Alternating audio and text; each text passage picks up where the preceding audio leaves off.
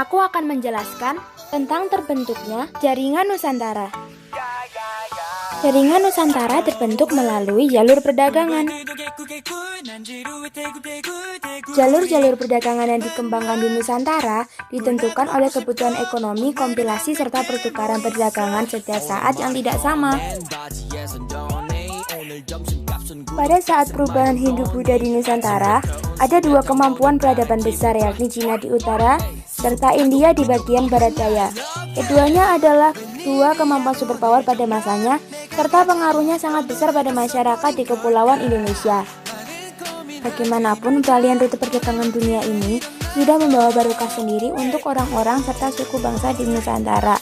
Mereka dengan cara segera terintegrasikan ke dalam hubungan perdagangan dunia pada saat itu. Berdasarkan data arkeologis seperti prasasti-prasasti maupun data historis berupa berita-berita asing, kegiatan perdagangan di Kepulauan Indonesia sudah dimulai sejak abad pertama Masehi.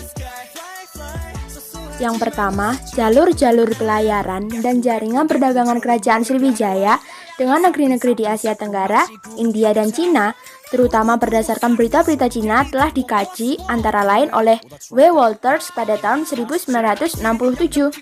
Yang kedua, catatan-catatan sejarah Indonesia dan Malaya yang dihimpun dari sumber-sumber Cina oleh W. P.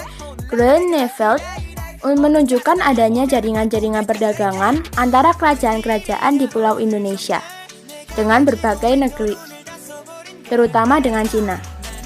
Kontak dagang ini sudah berlangsung sejak abad-abad pertama Masehi sampai dengan abad ke-16. Kapal-kapal dagang Arab juga sudah mulai berlayar ke wilayah Asia Tenggara sejak permulaan abad ke-7. Dari literatur Arab, banyak sumber berita tentang perjalanan mereka ke Asia Tenggara. Yang ketiga, dari sumber literatur Cina, Cheng Ho mencatat terdapat kerajaan yang bercorak Islam atau kesultanan, antara lain Samudra Pasai dan Malaka, yang tumbuh dan berkembang sejak abad ke-13 sampai abad ke-15. Sedangkan Mahuan juga memberitahukan adanya komunitas-komunitas Muslim di pesisir utara, Jawa, bagian timur. Adanya jalur pelayaran tersebut menyebabkan munculnya jaringan perdagangan dan pertumbuhan serta perkembangan kota-kota pusat kesultanan dengan kota-kota bandarnya pada abad ke-13. Sampai pada abad ke-18 misalnya Samudra Pasai, Malaka, Banda Aceh, Jambi, Palembang, Siak, Indrapura, Minangkabau, Demak, Cirebon, Banten, Ternate, Tidore, Gorontalo, Kutai, Banjar, dan kota-kota lainnya. Berita Tome Papyrus dalam Suma Oriental 1512 sampai 1515 memberikan gambaran mengenai keberadaan jalur pelayaran jaringan perdagangan baik regional maupun internasional. Ia menceritakan tentang lalu lintas dan keadaan para pedagang di Samudra Pasai yang berasal dari banyak tempat. Jadi gambar di atas adalah peta jalur perdagangan berdasarkan berita Tome Papyrus di Kepulauan Indonesia. Berdasarkan kehadiran sejumlah pedagang dari berbagai negeri dan bangsa di Samudra Pasai, Malaka, dan bandar-bandar di pesisir utara Jawa, sebagaimana diceritakan Tome Papyrus, kita dapat mengambil kesimpulan adanya jalur-jalur pelayaran dan jaringan perdagangan antara beberapa kesultanan di Kepulauan Indonesia, baik yang bersifat regional maupun internasional.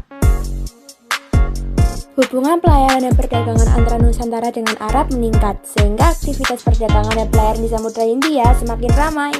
Peningkatan pelayaran tersebut disebabkan makin majunya perdagangan dinasti Abbasiyah pada tahun 750 sampai 1258 dengan Baghdad sebagai pusat pemerintahan menggantikan Damaskus atau Syam.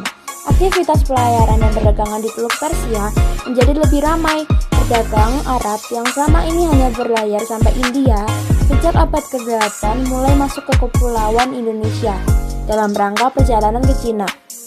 Hubungan Arab dengan kerajaan-kerajaan di Kepulauan Indonesia terjalin secara langsung. Hubungan tersebut menjadi semakin ramai saat pedagang Arab dilarang masuk ke Cina dan koloni mereka dihancurkan oleh Wang Zhou.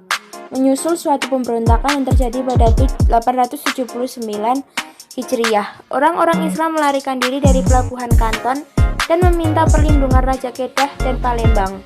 Ditaklukkannya Malaka oleh Portugis pada 1511 mendorong para pedagang untuk mengambil jalur alternatif dengan melintasi Semenanjung atau pantai barat Sumatera ke Selat Sunda. Pergeseran ini melahirkan pelabuhan perantara yang baru seperti Aceh, Patani, Pahang, Johor, Banten, Makassar, dan lain sebagainya. Saat itu, pelayaran di Selat Malaka sering diganggu oleh bajak laut. Akibat dari aktivitas bajak laut, rute pelayaran perdagangan yang semula melalui Asia Barat ke Jawa lalu berubah melalui pesisir Sumatera dan Sunda. Dari pelabuhan ini pula para pedagang singgah di pelabuhan Barus, Pariaman, dan Tiku. Berikut ini adalah gambar jalur perdagangan sebelum dan sesudah Malaka jatuh ke tangan Portugis.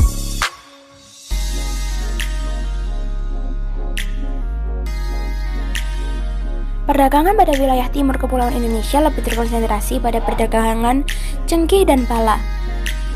Somba Opu pada abad ke-16 telah menjalin hubungan perdagangan dengan Patani, Johor, Banjar, Belambangan, dan Maluku.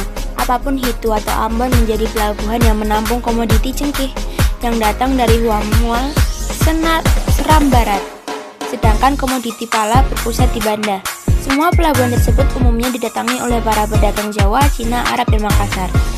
Kehadiran pedagang itu mempengaruhi corak kehidupan dan budaya setempat. Antara lain ditemui bekas koloninya seperti Majapahit, Kota Jawa, Antu Jawa, dan Kota Mangkasare atau Makassar. Dalam perjalanan sejarahnya, masyarakat Muslim di Goa, terutama Raja Goa Muhammad Said dan putra penggantinya Hasanuddin telah menjalani hubungan dagang dengan Portugis. Bahkan Sultan Muhammad Said dan Karaeng Patigalawang turut memberikan saham dalam perdagangan yang dilakukan F.R. Vieira meskipun mereka beragama Katolik.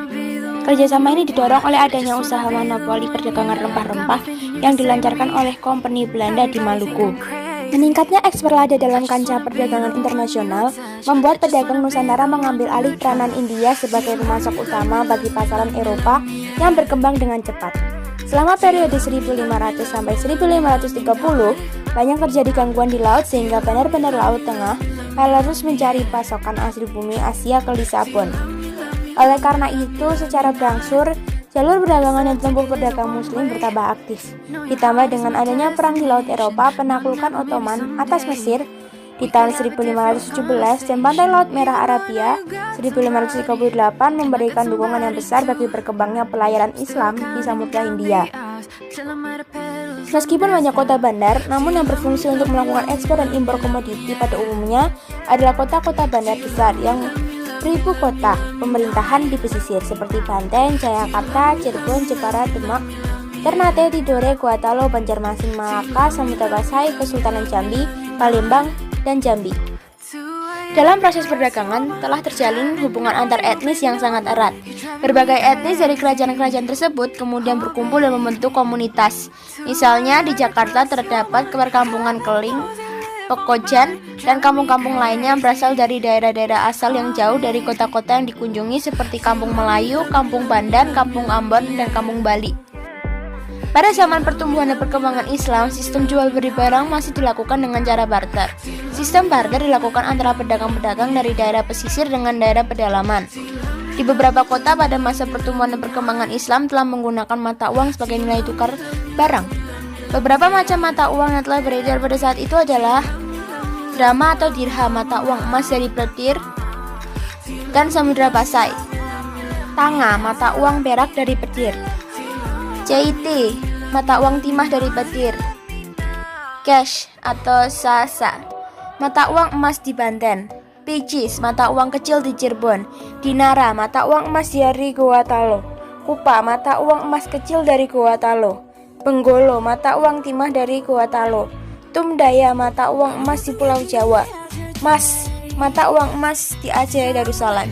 Sedangkan mata uang asing yang telah digunakan dalam kegiatan perdagangan di Nusantara antara lain Real dari Arab, Yuan, dan Cash dari Cina. Kemunduran perdagangan dan kerajaan yang berada di daerah tepi pantai disebabkan karena kemenangan militer dan ekonomi Belanda dan munculnya kerajaan-kerajaan agraris di pedalaman yang tidak menaruh perhatian pada perdagangan. Mengapa para pedagang waktu itu memilih jalur perairan atau laut? Hal ini disebabkan karena Indonesia yang merupakan negara kepulauan yang dikelilingi oleh lautan. Pada masa itu jalur laut lebih cepat ditempuh daripada jalur darat.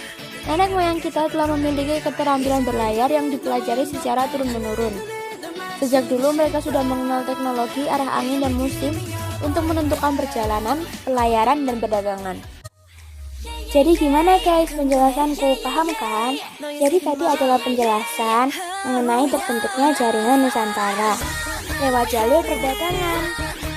Dan terima kasih sudah menonton.